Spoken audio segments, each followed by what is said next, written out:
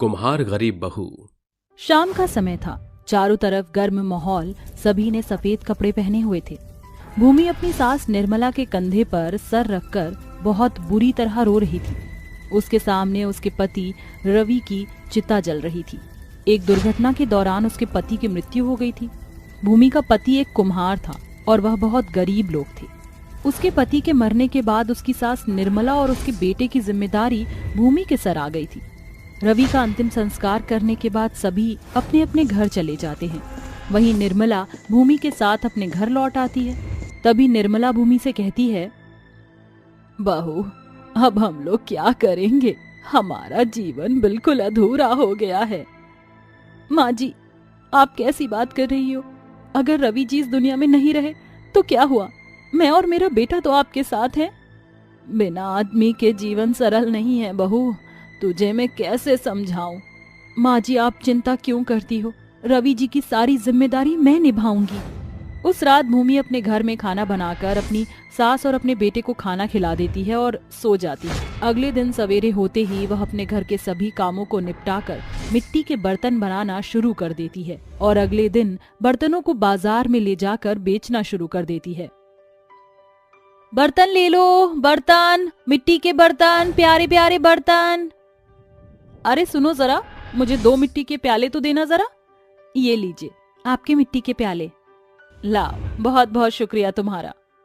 धीरे धीरे उसका काम चलने लगता है। अब वह मिट्टी के बर्तनों के साथ साथ गुलदस्ते, मिट्टी के खिलौने, मिट्टी से बने हुए गमले बनाकर बेचना भी शुरू कर देती है। नई नई चीजें गांव वाले खरीदने लगते हैं, लेकिन समय के साथ साथ गांव में भी शहर जैसी चीजें आनी शुरू हो जाती हैं, जिसके चलते भूमि के मिट्टी के बर्तन बिकने कम हो जाते हैं। एक रोज, बर्तन ले लो, बर्तन, मिट्टी के बने हुए प्यारे प्यारे बर्तन। उस दिन भूमि को सुबह से शाम हो जाती है, लेकिन उसका एक भी बर्तन नहीं बिक पाता और ना ही एक भी मिट्टी से बना हुआ खिलौना बिक पाता। जिसके बाद वह अपने सभी बर्तनों को टोकरी में भरकर अपने सर पर रख लेती है और वहां से अपने घर के लिए निकल जाती है। रास्ते में चलते चलते एक बहुत तेजी से कार आती है। भूमि की उस कार से टक्कर होने वाली होती है। इतने में कार में बैठा आदमी जोर से ब्रेक लगा देता है, जिसकी वजह से भूमि के सभी बर्तन जमीन पर गिरकर टूट जाते हैं। तभी भूमि गुस्से से कहती है, अरे ओ बाबूजी, अंधे हो क्या? दिखाई नहीं पड़ता? हर इतनी बड़ी औरत चलते हुए रास्ते पर दिखाई नहीं दी तुम्हें? तभी कार के अंदर से एक पृथ्वी नाम का लड़का निकलकर बाहर आता है, जो भूमि को देखकर उसकी खूबसूरती पर मोहित हो जाता है। अरे अंधे के साथ बहरे भी हो क्या? मेरी बात समझ नहीं आ रही तुम्हें? ओहो, मुझे माफ कीजिएगा, मुझसे गलती हो गई। तुम्हारी एक गलती की वजह से देखो मेरा कितना नुकसान हो गया।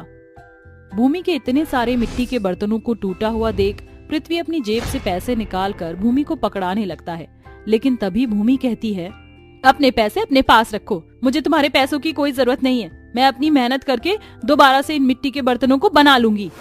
इतना कहकर भूमि वहां से निकल पड़ती है। वहीं दूसरी तरफ भूमि पृथ्वी के दिल और दिमाग में जगह बना चुकी थी। जिसके बाद पृथ्वी अपने पिता दुर्योधन के घर पहुंचता है, जो कि गांव के मुखिया थे। अरे वाह बेटा, आ गए तुम। तुम्हें देखकर तो दिल को सुकून मिला है। दुर्योधन अपने बेटे पृथ्वी से खूब सारी बातें करता है, जिसके बाद वो लोग खाना खाकर रात के समय सो जाते हैं। वहीं दूसरी तरफ बेचारी भूमि को उसके मिट्टी के बर्तन टूटने की वजह से रात के समय मेहनत करनी पड़ जाती है। वह पूरी रात मिट्टी के बर्तन और खिलौने बनाती रहती है। अगले दिन जब भूमि बाजार में मिट्टी के बर्तन बेच रही होती है, तब वहाँ पृथ्वी घूमता हुआ पहुँच जाता है। जैसे ही उसकी नजर भूमि के ऊपर पड़ती है, वह उसे छुपकर देखने लगता है।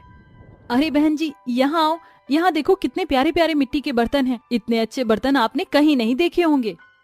भूमि काफी देर से अपने मिट्टी के बर्तन बेचने की कोशिश करती है, लेकिन कोई भी उसके मिट्टी के बर्तन नहीं लेता। जिसके बाद वह मायूस होकर चुपचाप बैठ जाती है। पृथ्वी ये सब छुप कर देख रहा होता है। जिसके बाद वह उसकी दुकान में आता है। अरे वाह, तुम तो बहुत ज्यादा टैलेंटेड हो। एक रात में तुमने इतने सारे बर्तन बना भी लिए, और देखो तो ये छोटे छोटे गमले कितने सुंदर लग रहे हैं। क्या मैं इन्हें खरीद सकता हूँ?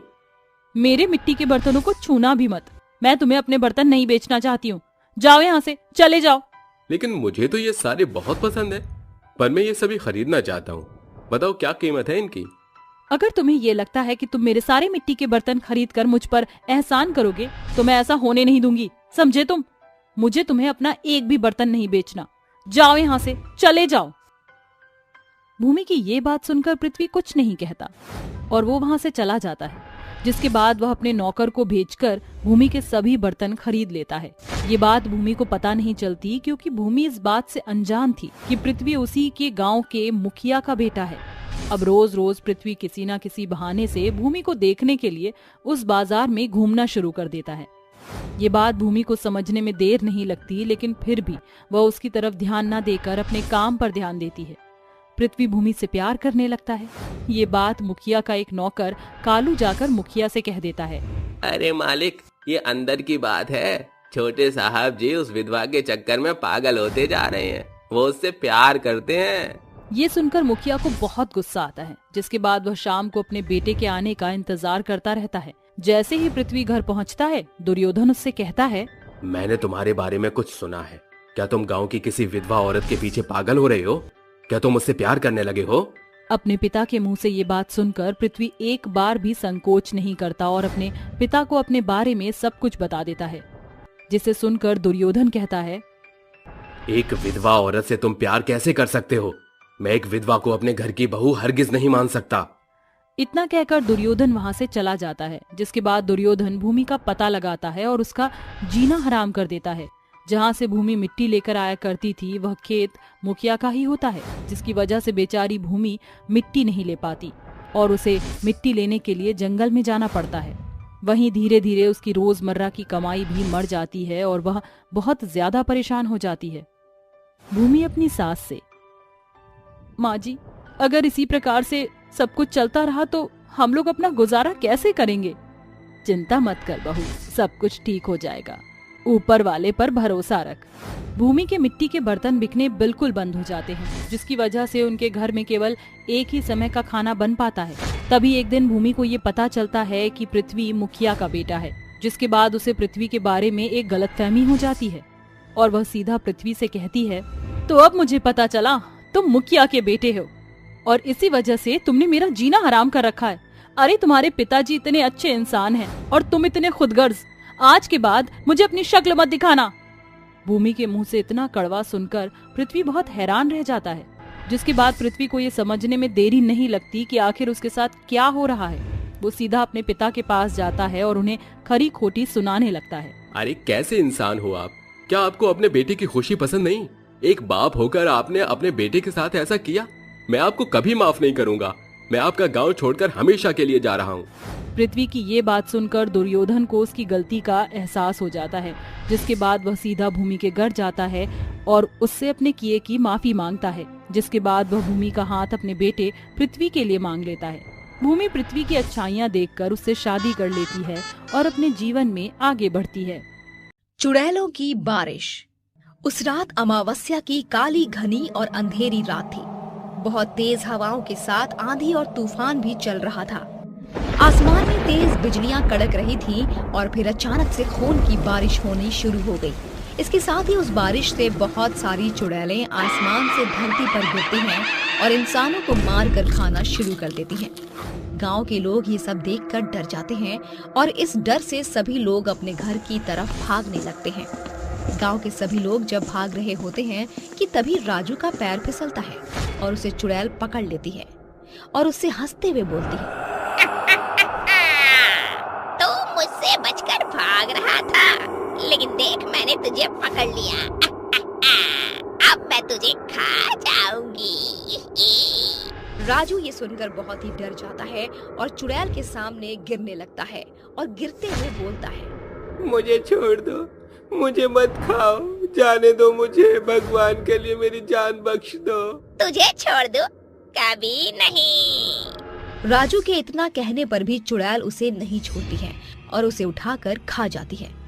उस रात वो सभी चुड़ैलें एक एक करके गांव के आधे से ज्यादा इंसानों को खा लेती हैं और वहां से वापस चली जाती हैं। फिर अगले दिन सुबह उठकर गांव वाले अपने अपने घरों के दरवाजे खोलकर घर से बाहर निकलते हैं और गांव का नजारा देखकर डर जाते हैं। चारों तरफ लाशें ही लाशें होती हैं। तभी राजू के बड़े भाई मोहन की नजर राजू की लाश पर पड़ती है। जिसे देखकर वो फूट फूट कर रोने लगता है और बोलता है, वो खतरनाक चुड़ैल मेरे मासूम भाई को खा गई और ऐसी न जाने कितने लोगों को खाया होगा उसने। आखिर कब तक हम ऐसे अपने लोगों को मरते हुए देखते रहेंगे? हमें इस समस्या का कोई हल निकालना चाहिए।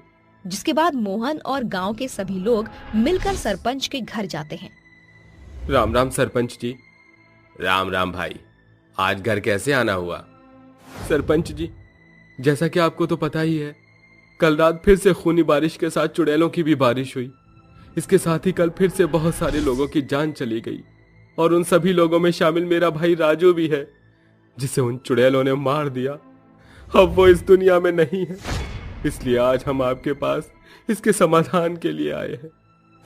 मैं तुम्हारा और गांव वालों का दुख अच्छे से समझ सकता हूं, लेकिन ये आज से नहीं कई सालों से चला आ रहा है। जैसा कि तुम जानते ही हो कि मैंने इसके समाधान के लिए इस गांव में कई बाबाओं को बुलाया, लेकिन उन चुड़ैलों ने उन्हें भी मौत के घाट उतार दिया। ये तो मुझे भी नहीं पता कि इन्हें कैसे रोका जाए। अब तो सिर्फ भगवान ही हमारी मदद कर सकते हैं। सरपंच की ये बात सुनकर सभी गांव वाले निराश हो जाते हैं और अपने अपने घर लौटने लगते हैं। ऐसे ही वक्त बीतता है और एक बार फिर से अमावस्या की रात आती है और गांव में खूनी बारिश के साथ चुड़ैलों की भी बारिश होती है और इस बार भी बहुत सारे इंसानों की जान चली जाती है। गांव में इंसान कम होने लगते हैं, जिसके बाद मोहन सोचता है कि मुझे ही कुछ करके इस गांव को बचाना होगा। जिसके बाद वो नदी के किनारे जाने लगता है कि तभी उस रास्ते में एक बूढ़ी अम्मा दिखती हैं और वो उससे पूछती हैं, क्या हुआ बेटा, तुम इतना परेशान क्यों दिख रहे हो? क्या बताऊं आपको अम्मा, कल रात हमारे गांव में चुड़ैलों की बारिश हुई और उन चुड़ैलों ने गांव के बहुत से लोगों को जान से मार दिया और उस चुड़ैल ने कुछ समय पहले ही मेरे भाई राजू को भी मारा था और मैं नहीं चाहता कि मेरे गांव में अब और लोग मरे, इसलिए मैं इसका समाधान ढूंढने जा रहा हूँ, लेकिन मुझे कुछ समझ नहीं आ रहा कि मैं क्या करूँ। मोहन की ये बात सुनकर बूढ़ी अम्मा उससे कहती हैं, बेटा अब जो मैं तुम्हें बताने वाली हूँ उसे तुम ध्यान से सुनना। गांव के बाहर जो जंगल है ना, वहाँ एक तांत्रिक बाबा रहते हैं। अब वही तुम्हारी मदद कर सकते हैं। तुम जल्दी से उनके पास चले जाओ। क्या आप सच कह रही हैं? अम्मा, अगर ऐसा है तो मैं अभी और इसी वक्त ही उनके पास जाता हूँ और उस तांत्रिक बाबा से मदद मांगता हूँ। जिसके बाद मोहन जंगल में जाता है और तांत्रिक बाबा को ढूंढने लगता है कि तभी उसे एक पेड़ के नीचे तांत्रिक बाबा दिखते हैं और वो दौड़कर उनके पास जाता है और उनसे बोलता है, प्रणाम बाबा, मैं आपके पास ही वाले गांव से आपकी तलाश में यहाँ आया हूँ और आपसे मदद चाहता हूँ बाबा। मैं और मेरा गांव बहुत ही मुश्किल परिस्थितियों से गुजर रहा है। उस गांव हर अमावस्या की रात खूनी बारिश होती है, इसके साथ ही चुड़ैलों की भी बारिश होती है। आसमान से बहुत सारी चुड़ैलें धरती पर गिरती हैं और एक एक करके सभी इंसानों को खाकर खत्म करती जा रही हैं। कृपया करके आप हमारी मदद करिए बाबा। मोहन की ये बात सुनकर तांत्रिक बाबा उसकी मदद करने के लिए तैयार हो जाते हैं और उससे बोलते हैं, बेटा तुम निश्चिंत होकर यहाँ से घर जाओ। अमावस्या की रात मैं खुद ही तुम्हारे गांव में आऊंगा। फिर अमावस्या की रात आती है और गांव में खूनी बारिश के साथ चुड़ैलों की बारिश भी शुरू हो जाती है और तभी वहां पर बाबा आते हैं और मंत्र पढ़ने लगते हैं और अपने मंत्रों से एक चुड़ैल को कैद कर लेते हैं और उससे पूछते हैं, तू ये सब क्यों कर रही है? क्यों तू इंसानों को मार कर खा रही है? जल्दी बता, नहीं तो मैं तुझे इस पवित्र गंगा जल से जलाकर भस्म कर दूंगा। तू मेरा कुछ नहीं बिगाड़ सकता तांत्रिक। तुझे पता नहीं मैं कितनी शक्तिशाली हूँ और तूने यहाँ पर आकर बहुत बड़ी गलती कर दी है। अब तू भी इन गांव वालों के साथ अपनी जान गंवाएगा। मैं तो तुझे अच्छे से जानता हूँ, लेकिन शायद तू मुझे नहीं जानती। मैं भी देखता हूँ तू कैसे नहीं बताएगी। रुक, तुझे मैं अभी सबक सिखाता हूँ। इतना कहकर बाबा उस चुड़ैल पर पवित्र गंगा जल छिड़क देते हैं, जिसके बाद वो तड़पने लगती है और दर्द से कराहती हुई तांत्रिक बाबा से बोलती है, मर गए रे तांत्रिक। रुक, मैं तुझे सब बताती हूँ। ये किस्सा आज से कई साल पुराना है। जंगल में एक ऋषि मुनि बहुत बड़ा यज्ञ कर रहे होते हैं। ताकि वो अद्भुत सिद्धियां हासिल कर सके। लेकिन वहीं दूसरी तरफ गांव के लोग भगवान से प्रार्थना कर रहे होते हैं कि उनके गांव में बारिश हो जाए, जिससे उनकी फसल की अच्छी उपज हो। कि तभी अचानक से बारिश शुरू हो जाती है, जिससे गांव के लोग बहुत ही खुश हो जाते हैं। लेकिन वही ऋषि मुनि की यज्ञ की आग बारिश की वजह से बुझ जाती है, जिससे वो बहुत ही क्रोधित हो जाते हैं और आसमान की तरफ देखते हुए बोलते हैं, मैं इस गांव को श्राप दे रहा हूँ।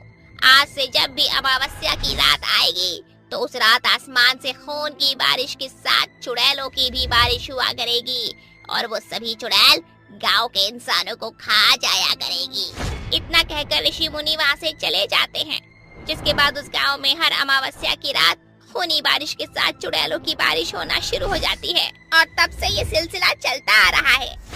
जिसके बाद तांत्रिक बाबा गांव को इस श्राप से मुक्त कराने के लिए एक यज्ञ करना शुरू करते हैं और मन ही मन एक मंत्र पढ़कर हवन कुंड में भभूति फेंकते हैं, जिससे आसमान से हो रही खूनी बारिश रुक जाती है और वहाँ की सभी चुड़ैलें जलने लगती हैं और जलकर भस्म हो जाती हैं। जिसके बाद वो गांव श्राप से मुक्त हो जाता है और अब सभी लोग खुशी खुशी रहने लगते हैं। गरीब और अमीर चुड़ैल की छठ पूजा।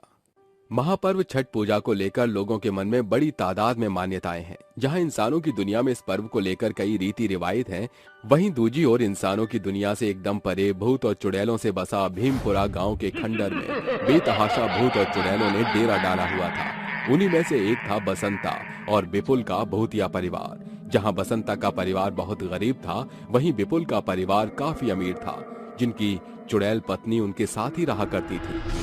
सनसनाती हुई रात में झोपड़ी के बाहर बैठा बसंता के पास आकर उसकी पत्नी सितारा उससे बोलती है, रिंकिया की बाबूजी, तो के याद तो है ना, दिवाली से ठीक 6 दिन बाद छठ होवत है। अरे इहे तो रोना है धनिया, आज दिवाली के दिन भी अपन भूतिया गांव एकदम वीरान लागत है। कुछ ना ही सूझत है, बिना पैसे के छठ पूजा के संकल्प कैसन पूरा हुई। ऊपर से रिंकिया एक ही रटना रटाए लगी बैठी है, फ्रॉक चाहिए, पटाखा चाहिए। अरे काहे टेंशन लियत हो, सब छठ मैया पर छोड़ दो। छठ माई की महिमा अपरंपार है, हमरे घर छठ का व्रत जरूर होई। एक और जहां गरीब चुड़ैल अपने पति को सांत्वना दे रही थी, वहीं अमीर चुड़ैल मंजरी विपुल से बोलती है, अरे मेरे भूतिया सजनवा, इस छत के चौबारे में बैठे कौन सी चांडाल चुड़ैल की राह देख रहे हो। देखो, छठ पूजा में कुल 6 दिन रह गए हैं। छुट्टन और सारंगी के लिए 2 जोड़ी नए कपड़े ले लेना और मेरे छठ पूजा के दोनों दिन पहनने के लिए पीली साड़ी लेना मत भूलना। और हाँ, अपने लिए पीली धोती गमछा याद से ले लेना और मेरा लालू पाउडर लेना मत भूलना। अरे हाँ, तुम्हारे लिए लीपा पोती का सामान लेना कैसे भूल सकता हूँ। आखिरकार छठ पूजा में सारी परबे 3 के बीच तुम ही चमकोगी। बाबूजी, इस बार मैं छठ पूजा पर फ्रॉक नहीं लूंगी, मुझे लहंगा चाहिए। मुझे बहुत सारा बम पटाखा चाहिए ताकि छठ पूजा में धूम मचा सकूं। देर रात बसंता अपने चुड़ैल पत्नी से बोलता है, धनिया, हम सोचत है छठ के 6 दिन हाट बाजार में जाकर फल फलाहार और सूप और छठ की टोकरी बेच ले। क्या पता छठ मैया की बदौलत छठ पूजा का खर्चा निकल जाए। हाजी, एकदम सुनहरी सोच है। बसंता छठ पूजा की खातिर इंसान का भेष धरकर हाट बाजार में बैठा छठ में इस्तेमाल होने वाली सूप और टोकरी बेचता है और चुड़ैल पत्नी उसके इस काम में उसका हाथ बटाती है। देखते ही देखते छठ पूजा का दिन एकदम पास आ जाता है और सितारा चुड़ैल कहती है, रिंकिया की बाबूजी, कुछ समझ नहीं आवत है। हमरे पास इतने कम पैसे हैं, इमा हम गरीब छठ पूजा का फल फलाहार खरीदे, छठ पूजा की खातिर पूरी पकवान बनाएंगे या कल के खरना का सामान लाएंगे। चुड़ैल को चिंता में देखकर उसकी बेटी रिंकी बोलती है, अम्मा, तुम चिंता न करो, इस बार मुझे फ्रॉक नहीं चाहिए, मगर छठ पूजा के पर्व में कोई कमी मत करना, क्योंकि छठी मैया साल भर में एक बार हम गरीबों के घर आती है। रिंकी की बातों से चुड़ैल को थोड़ा हियाब होता है, मगर पैसे की तंगी से उनकी छठ पूजा कहीं न कहीं फीकी थी।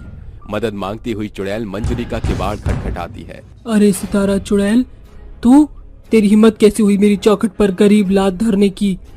मंजरी चुड़ैल, तुम तो जानती हो कि परसों रोज छठ पूजा का पहला आरती है और कल खरना। कपड़े लत्ते न लेने के बावजूद भी पैसे की कमी पड़ रही है। बहुत आस से आई हूँ, थोड़ी बहुत मदद कर दो, छठी मैया तुम्हें इसका पुनः प्रताप देंगी। अरे इतनी भी मंदबुद्धि नहीं है मंजरी चुड़ैल जो मुफ्त में दान देती रहे। अरे यहाँ क्या खैरात बट रही है? मेरे घर में भी छठ पूजा है, खर्चे का घर है जयराम जी की, चलो भागो। ऐसा कहकर अमीर चुड़ैल अपना पल्ला झाड़ती हुई किवाड़ बंद कर लेती है और गरीब चुड़ैल नाउम्मीद होकर घर लौट आती है। चढ़ते सूरज की लालिमा के साथ सवेरे का आगाज हो जाता है। गरीब चुड़ैल पूरी श्रद्धा भाव से अपना घर द्वार धोकर छठ मैया का नाम लेकर बाजार से पीले रंग की एक सूती की साड़ी खरीद ले आती है और घर आकर नहा धोकर कहती है, मेरे पास इतने ही पैसे बचे हैं, अगर इसे भी मैंने आज खरना के खानपान में खर्च कर दिए तो कल छठ पर्व की पहले अर्घ्य की खातिर फल फलाहार खरीदने में कहीं कोई कसर न रह जाए। ऐसा सोचकर गरीब चुड़ैल खरना से लेकर छठ पूजा की समाप्ति तक निर्जला व्रत रखती है। वहीं दूजी ओर अमीर चुड़ैल खरना के नाम पर परात भरकर खाती है, जिसे देखकर भूत बोलता है, अरे भगवान जरा धीरे, ये क्या जानवरों की तरह जुगाली किए जा रही हो। अरे तुम चुप रहो, तुम्हें पता तो है कि अब से छठ पूजा के 2 दिन तक न पानी मिलेगा न दाना, इसीलिए भरपेट खाने दो मुझे। इस तरह खरना की रात गुजर जाती है और छठ का पहला दिन दस्तक देता है। गरीब चुड़ैल भूखी प्यासी जंगल से लकड़ियां इकट्ठी करके घर लाती है और चूल्हे पर छठ पूजा की खातिर पूरी पकवान जैसे ठेकुआ, गुजिया, पूरी इत्यादि बनाती है। तभी सांझ होते सभी भूत अपने सिर पर फल फलाहार और पकवान से लदी टोकरी के लिए छठ पूजा घाट की ओर बढ़ने लगते हैं। तभी चुड़ैल का पति कहता है, अरे तनिक इतनी जल्दी करो धनिया, तुम आज छठ पर्व का पहले दिन है, डूबते सूरज को अर्घ देवे के होई। अजी हो गया, चलो जल्दी से ईद तरुआ माथे पर उठा लो। जहाँ गरीब चुड़ैल नंगे पांव साधता सूती की पीली साड़ी का पहरावा पहने भरमांग सिंदूर लगाई घाट की ओर बढ़ती है, वहीं अमीर चुड़ैल अपने परिवार सहित कार में सवार होकर छठ घाट जाती है। इसके बाद गरीब और अमीर चुड़ैल सूप में भरे फल पकवान धूप बत्ती लेकर पानी में खड़ी होती है, जहाँ अमीर चुड़ैल तालाब के पानी में कीच के किनारे देखकर कुड़कुड़ाना शुरू करती है। छी छी, जाने कौन सी मैली गंगा में खड़ा कर दिया। छठ मैया से तो कुछ मिलने से रहा, मगर मेरी महंगी साड़ी का सत्यानाश तो तय ही हो गया। वहीं दूजी ओर गरीब चुड़ैल आंखें मूंद कहती है, हे छठ मैया, हमरे सिंदूर का रंग और बढ़ा दियो, हमारे सुहाग और संतान पर आपन दया दृष्टि बनाए रखना। माँ, हे सूर्यदेव, इस संसार से तो हम चुड़ैल श्रेणी में पहुँच गए, मगर इतनी दया करना कि हमारे परिवार की इंसानियत जिंदा रहे। देखते ही देखते सूरज डूब जाता है और सभी चुड़ैल तालाब से बाहर आती है, जिसके बाद वो घर लौट आती है, जहाँ गरीब चुड़ैल सारी रात जागते हुए छठ मैया का गीत गाती है। ऊंचे काज की बास के बहंगिया बहंगी लचकत जाए, हम तो उसे पूछी बरतिया री बरतिया से केकरा लगे जे करेली, छठ बरतिया से ओकरा लगे। देखते ही देखते बिहान होने को आ जाती है। गरीब चुड़ैल अपने पति और बेटी की नींद से जगाकर बोलती है, अरे रिंकिया के बाबूजी, जागो, बिहान होई वाला है, आज उगते सूर्य देव के अर्घ्य देवी की बा। जहाँ अमीर चुड़ैल मजे से गहरी नींद में सोई होती है, गरीब चुड़ैल का परिवार नहा धोकर छठ पूजा की टोकरी माथे पर उठाते घाट पहुँचता है, जहाँ हल्का अंधेरा सन्ना रहा होता है। तभी गरीब चुड़ैल तालाब के पानी में उतर जाती है। तभी एकाएक तालाब के बीचों बीच एक तेजोमय किरण फूट पड़ती है और छठ मैया प्रकट होती है। सितारा, तुम्हारी श्रद्धा भाव से मैं प्रसन्न हुई। आज सजीव मानव जाति भी छठ पर्व की मान्यता भूल गए हैं, मगर तुमने एक चुड़ैल होकर भी अनूठी निष्ठा से छठ पर्व किया। इसीलिए मैं तुम्हें और तुम्हारे परिवार को पुनः जीवन दान देती हूँ। जैसे ही आज छठ पर्व के पावन पहर से चढ़ती सूरज की किरण तुम्हारे ऊपर पड़ेगी, तुम इंसान में बदल जाओगी। हे छठी मैया, आपका लाखों लाख धन्यवाद इस बड़े उपकार के लिए। मैं आने वाले छठ पर्व पर कोसी भरकर आपका मन बढ़ाऊंगी। ये कहकर छठी मैया पानी में समा जाती हैं और जिस पल छिन सूर्य की किरण फुटपाथ गरीब चुड़ैल के चेहरे पर पड़ती है, उसके साथ उसका पूरा परिवार इंसान में बदल जाता है। इस तरह गरीब चुड़ैल की छठ मैया की ओर से भेंट स्वरूप पुनः जीवन दान मिलता है और अमीर चुड़ैल को सदा के लिए भुतहा गाँव में ही रहना पड़ता है। बारिश में गरीब बहू के चाय पकौड़े। हे भगवान, बारिश की वजह से ये माचिस भी भीग गई है और जलने का नाम ही नहीं ले रही। अब मैं खाना कैसे बनाऊंगी? तभी नीलम की सास पार्वती एक मोमबत्ती जलाकर लाती है और नीलम से कहती है, ये ले बहू, मैंने पड़ोस के घर से मोमबत्ती जलाई है, जब भी जरूरत पड़े तो इसे इस्तेमाल कर लेना। अरे माँ जी, आपने तो बहुत अच्छा दिमाग चलाया। अब आप मुझे थोड़ा सा समय दीजिए, मैं भी खाना बनाकर लाती हूँ। नीलम मोमबत्ती के जरिए चूल्हे के अंदर आग जला देती है, जिसके बाद वो खाना बनाने लगती है। देखते देखते वो खाना बना लेती है और खाना बनाने के बाद वो अपनी सास को खाना परोस देती है। अरे नीलम बहू, तूने मेरा तो खाना परोस दिया, लेकिन अपना खाना क्यों नहीं परोसा? चल मेरे साथ बैठकर खाना खा। नहीं माँ जी, अभी मेरा मन नहीं कर रहा, आप खाना खा लीजिए, जब मेरा मन होगा तो मैं खाना खा लूंगी। ऐसा कहकर नीलम घर के बाकी कामों में लग जाती है, जिसके बाद पार्वती थोड़ा खाना खाकर थोड़ा उसी में बचा लेती है और थाली नीलम को देते हुए कहती है, ले बहू, मुझे जितना खाना था मैंने खा लिया, मेरा पेट अच्छे से भर गया है, मैं जा रही हूँ सोने के लिए, तू भी अपना खाना खाकर सो जाइयो। ऐसा कहकर पार्वती सोने के लिए चली जाती है और बेचारी नीलम घर के सारे काम करने के बाद रसोई में बैठकर अपनी सास पार्वती की थाली से खाना खाने लगती है, क्योंकि उनके घर का राशन खत्म हो चुका था और जितना खाना बना था उसने सारा खाना अपनी सास पार्वती की थाली में परोस दिया था। उसे अपनी थाली में खाते हुए देख पार्वती रसोई के दरवाजे में खड़ी होकर देख लेती है, जिसके बाद वो अपने मन ही मन सोचती है, कितनी अच्छी बहू मिली है मुझे। मेरा पति तो मुझे बरसों पहले ही छोड़कर चला गया, मेरे बेटे की भी एक दुर्घटना के दौरान मृत्यु हो गई, लेकिन मेरी बहू ने मेरा साथ नहीं छोड़ा। ऐसा सोचकर पार्वती वहीं खड़ी खड़ी रोने लगती है। खाना खाते खाते नीलम की नजर अपनी सास पार्वती के ऊपर पड़ जाती है, जिसके बाद नीलम की आंखों में आंसू आ जाते हैं और वो अपनी सास से कहती है, वो माँ जी। बस नीलम, तुम्हें कुछ कहने की कोई जरूरत नहीं है, मैं सब जानती हूँ, तुम बहुत अच्छी हो, भगवान ऐसी बहू हर किसी को दे। ऐसा कहकर पार्वती नीलम को गले से लगा लेती है। तभी अचानक से बारिश होने लगती है, जिसे देखकर नीलम कहती है, माँ जी, सावन का मौसम चल रहा है और इस मौसम में गांव के लोगों को चाय के साथ पकौड़े खाने का बहुत शौक है। हमारे पास कमाने का कोई साधन नहीं है, अगर हम चाय पकौड़े का काम शुरू कर दें तो शायद अपने घर के हालातों को ठीक कर सकते हैं। अरे बहू, सुझाव तो बहुत अच्छा है, लेकिन हमारे पास पैसे नहीं हैं, हम ये सब कैसे करेंगे? अब माँ जी, ये सब आप मुझ पर छोड़ दीजिए।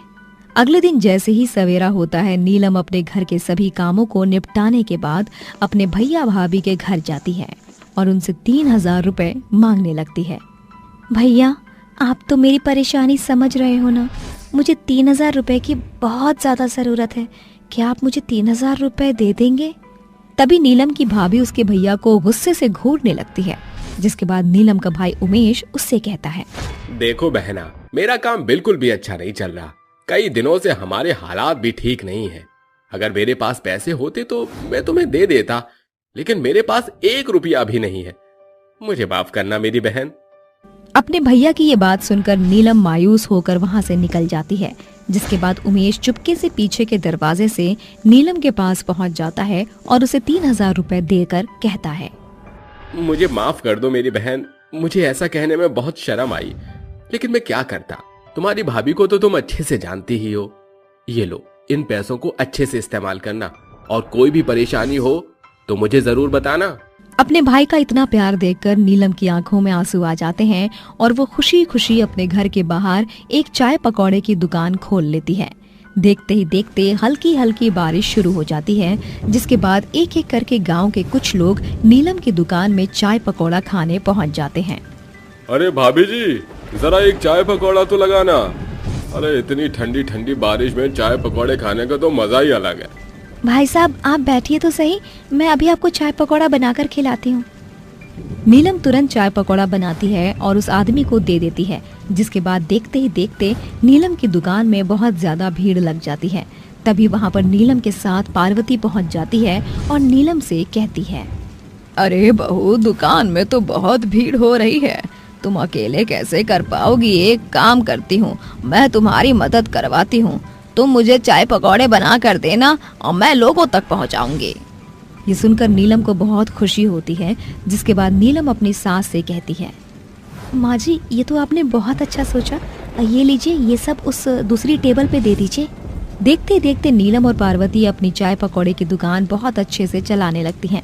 रात होते होते नीलम की दुकान में बहुत से लोग आते हैं जिन्हें नीलम चाय पकौड़ा खिलाती है। रात को दुकान बढ़ाने के बाद नीलम जब अपनी सास पार्वती के साथ बैठकर मुनाफा और घाटा देखने बैठती है, उसकी आंखें फटी की फटी रह जाती हैं। अरे वाह माँ जी, ये देखिए, आज हमने बस 3,000 रुपए दुकान में लगाए थे और बदले में 5,000 रुपए का फायदा हुआ है।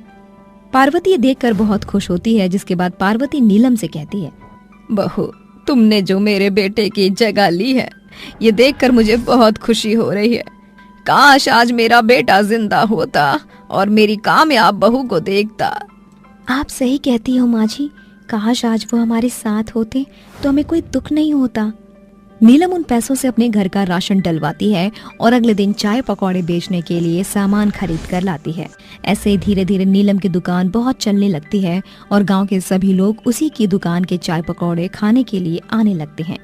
एक दिन नीलम बाजार से जाकर एक बनारसी साड़ी खरीदती है और उसके साथ एक जोड़ी पैंट शर्ट का कपड़ा खरीद लेती है और साथ में एक मिठाई का डब्बा भी खरीदती है। जिसके बाद वो अपने भैया और भाभी के घर पहुंच जाती है।